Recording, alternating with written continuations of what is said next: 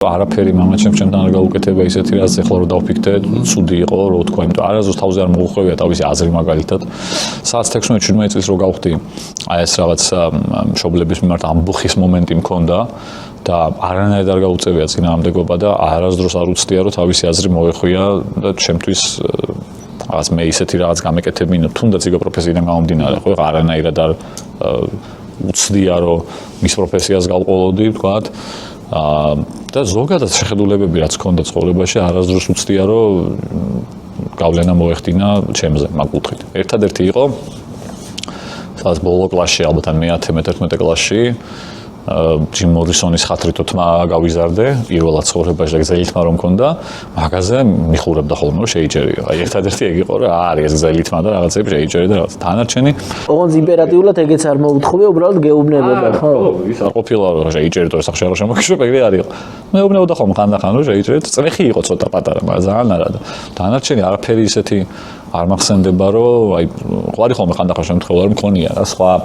შემთხვევებზე რომ გადამიხედავს წლების მერე და აუ ეს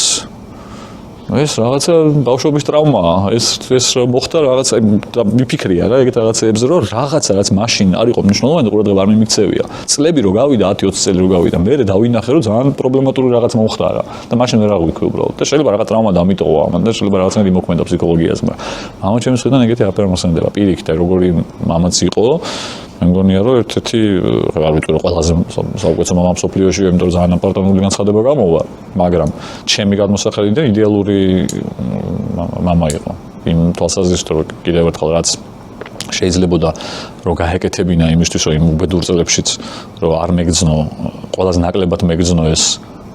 ტრაგედია და უბედურება რაც ტრიალებდა მაშინ თბილისში და ქვეყანაში მთლიანად ყველაფერი გააკეთა იმის რომ ნაკლებად მეგზნო ეს ნაკლებად გადამეტანა და ბავშვობა ეხლაც ძალიან კარგად გამხსენებოდა მიხედვით იმისა რომ ჯოჯოხეთი იყო სრული ოთახში მეძინა და რაღაც ფეჩი იდგა გვერდზე შეშის და შუქი არ იყო და ციოდა და საჭმელი არ იყო წესიერი და რა 1000 რაღაც უბედურება ხდებოდა და ხო მოჩემი რეკავს გეგოს რა კაი დამხება